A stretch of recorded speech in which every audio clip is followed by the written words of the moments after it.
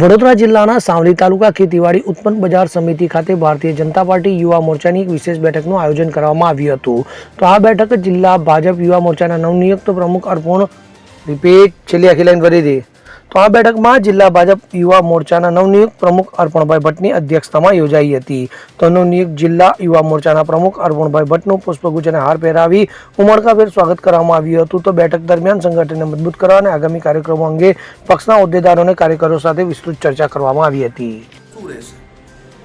Bharatiya Janata party હંમેશા positive રાજનીતિ માટે અને યુવાનોને કામ મળે, યુવાનો રાષ્ટ્ર કાર્યમાં જોડાય, એ ભારતીય જનતા યુવા મોરચાનો પહેલેથી મંત્ર રહ્યો છે.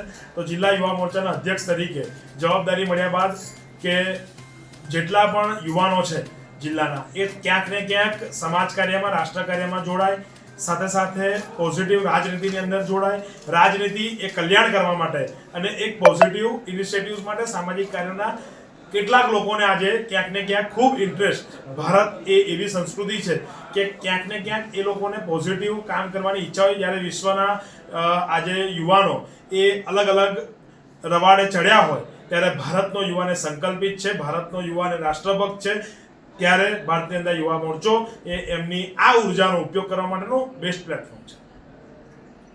ઇકબાલ લુહાર સાથે CN24 ન્યૂઝ સાવલી.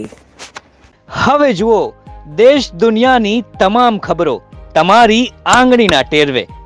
ઉઠાવો મોબાઈલ અને Google Play Store પરથી ડાઉનલોડ કરો અમારી CN24 ન્યૂઝ મોબાઈલ એપ.